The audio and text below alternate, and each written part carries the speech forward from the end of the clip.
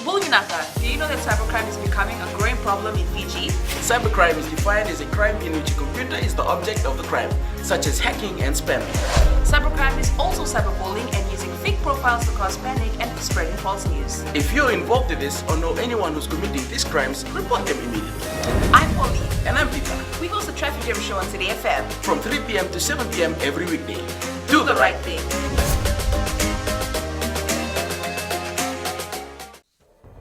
And Navindaka Fiji, in this bulletin, legal aid officers told not to abuse their powers.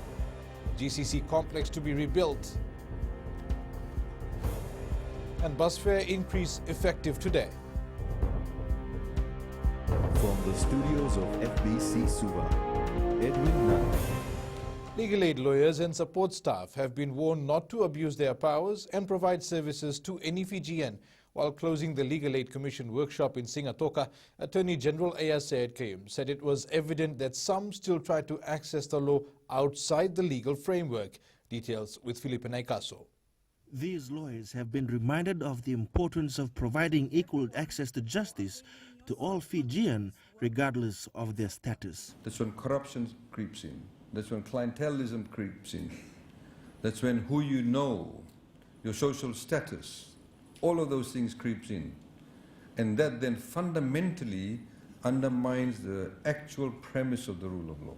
Said Kayum also stated that thousands of Fijians each year are able to access justice just because of the legal aid, which is critical. The AG says, for example, if the legal aid shuts down tomorrow, how will the less fortunate be able to access the law? How will they be able to defend themselves and know their rights? That I appreciate the work that you do. I appreciate the pivotal role that you do play, but I think it is also critically important for you to be able to understand the dynamics that you actually operate in. And it's critically important for you to be able to thoroughly understand that. The workshop was attended by around 200 people from the Legal Aid Commission. Felipe Naikaso, FBC News. Increased adult bus fares have come into effect from today. The Fijian Competition and Consumer Commission says new fares are set at a maximum rate which will provide a ceiling to protect vulnerable Fijians. The FCCC last month approved an increase in the maximum bus fare of 7 cents per stage. Commission Chief Executive Joel Abraham used Tadirua buses as an example where they've been approved $2.11 for an express fare but will only charge $2. Abraham says for non-exclusive routes, they are encouraging bus operators to set competitive fares. The chief executive also stressing that companies will be charged if they are found to be unilaterally charging fares above the maximum price. The reconstruction of the Great Council of Chiefs building in Nasova Suva will commence soon. The assurance has been given by Prime Minister Voreqe Bainimarama while speaking on Radio Fiji One's Talkback show, Non the Prime Minister. Apanisa Wangairandovu reports the building is insured and the insurer has all the paperwork for the final payout. The GCC building was burnt last year, and Bainimarama says the Itoke Trust Fund has forwarded all requirements to help with the release of funds.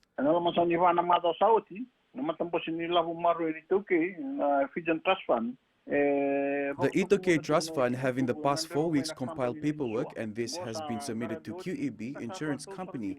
They will now await the final approval by the insurance company to release the fund. Bainimarama says reconstruction will commence as soon as the fund comes.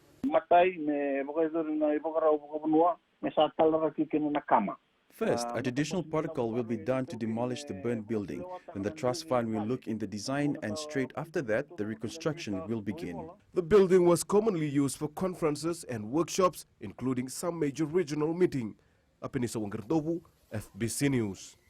The 2020 agriculture census begins today across the country, with close to 700 Fijians involved in the 3-week exercise.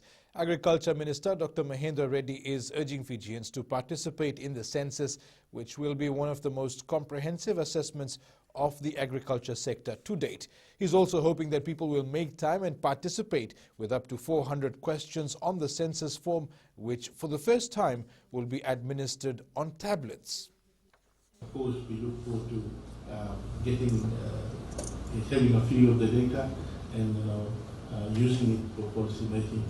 so that we are able to better understand and deal with the critical issues that is facing our agriculture sector, as well as assist us in lifting and getting the agriculture to grow. The census will be carried out from the 10th to the 29th of this month. Residents in elevated areas of Suva continue to experience disruptions in their water supply over the weekend. The Water Authority of Fiji, as of yesterday afternoon, had not restored supply to 5% of the areas in the Central Division, which had not received water since Friday morning. The authority had assured that supply would normalize by 6 a.m. Saturday. However, the deadline was not met as restoration took more time than expected. Many Fijians vented their frustration on social media over how WAF handled the situation and the lack of water carting services to most areas. The Suva City Council has $9 million owing in rates. Council Chair Isikeli Tikonduandua says these rates have accumulated over the years and the council is working on arrears collection plans to recover the debt. Tikonduandua says the council's debt recovery unit oversees defaulting ratepayers and that the focus will be a payment plan with ratepayers whose accounts are in arrears. The chair is also warning that defaulting ratepayers will be taken to court if they don't pay up. Prime Minister Voreqe Bainimarama has slammed the opposition, whom he claims are spreading rumors about the government not having enough funds to support their scholarship schemes. Speaking to Radio Fiji One's Talkback show, Nonda Prime Minister Bainimarama maintains his government has education as one of its top priorities. The Prime Minister says the government budgeted over $181 million to cater for the scholarship needs of students in the current financial year. He adds there is no discussion to limit the scholarships or the budget that has already been allocated. He also clarifies that in addition to government's budget, there is funding from international donor agencies and foreign governments that further supplement the education sector. Coming up, Lautoka thrashes Nandi in VPL clash and hurricanes topple Jaguares.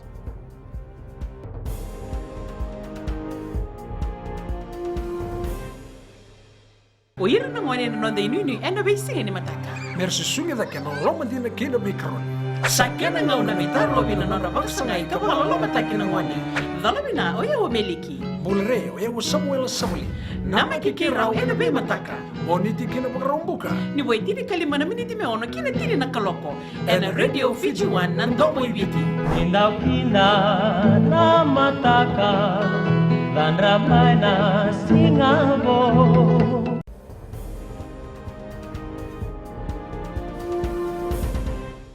Welcome back. The National Secondary School Rugby League competition is one way the National Rugby League and the Fiji Schools Rugby League have developed to grow the sport in Fiji. Nasinu Secondary School is one that has made use of the competition to find greener pastures for its upcoming stars. Taking part in the annual Secondary School Rugby League competition, Nasinu Under-19 coach says the school is oriented towards guiding students to be better rugby league players. We will try to develop those talents for the future of the kids, especially most of the professional players nowadays. They groom up at National Secondary, so we'll try to get to this young talent push, so that they can reach up to that level. Lautoka continued its fine performance in the Vodafone Premier League as it thrashed Nandi 6-0 at Churchill Park. The Blues were the dominant side throughout the match and took a 2-0 lead at half-time thanks to Dave Randringai and Vanuatu import Alex Senial. However, Lautoka did not stop there and continued to mount the pressure on the jet-setters during the second spell. The Blues' goal scorers in the second half were Navneil Nand and Sajil Nand. More work still needs to be done for the Under-16 girls football team, according to coach Tangi Vanolangi. In preparation for the Under-16 championship in Tahiti, Vanolangi says the players are lacking in both skills and fitness. He adds now the focus is to get the players fit for the 8-week period they will be in camp. Building on their skills so that they can have good ball control, They know what to do with the ball. They're passing. So they may be playing, but skill-wise, I think the level of skill is a bit not that good. So. The Hurricanes had to come from behind to secure a 26-23 win in a heart-throbbing encounter against the Jaguares in Super Rugby over the weekend. Fresh legs from the bench made a huge impact for the Hurricanes as they fought for the win with less than 10 minutes left on the clock.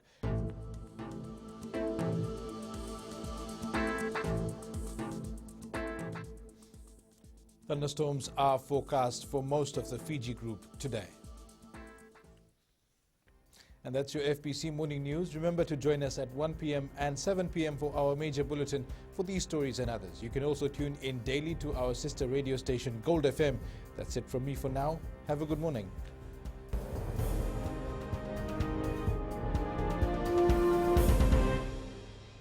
हमारे खूबसूरत देश Fiji में child abuse की घटनाएं आए दिन बढ़ रही हैं। क्यों बच्चों का मासूम बचपन अब्यूज का शिकार हो जाता है? अपने बच्चों की सुरक्षा का खास ख्याल रखें। उनसे बातचीत करें, उनके दोस्तों के बारे में जानें।